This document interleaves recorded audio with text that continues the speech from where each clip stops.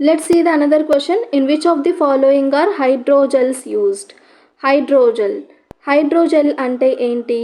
ఇది ఒక hydrophobic natured product. Hydrophobic natured product. What is hydrophobic?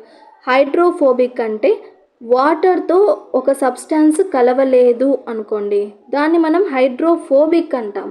అంటే అది వాటర్తో కలవాలంటే దానికి భయం, సో అది కలవని వాటిని హైడ్రోఫోబిక్ అంటాం. మరి వాటర్తో కొన్ని సబ్స్టాన్స్ కలిసిపోతాయి, అప్పుడు అవి సొల్యూషన్ని ఫామ్ చేస్తాయి, అంటే అవి వాటర్తో కలుస్తాడానికి ఇష్టపడుతున్నాయి అంటే హైడ్రోఫిలిక్ అంటాం. ఫిలిక్ అంటే దాంతో కలవడానికి ఇష్టపడటం.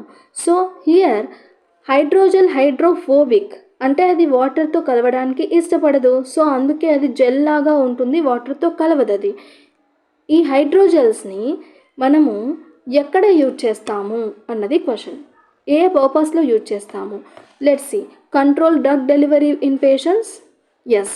మొబైల్ ఎయిర్ కండిషనింగ్ సిస్టమ్స్లో కూడా యూజ్ చేస్తాం. ప్రిపరేషన్ ఆఫ్ ఇండస్ట్రియల్ లూబ్రికెంట్స్లో కూడా యూజ్ చేస్తాం. అన్నిట్లో కూడా మ్యాక్సిమం యూజ్ చేయడం జరుగుతుంది. So what is the answer? It is 1, 2 and 3.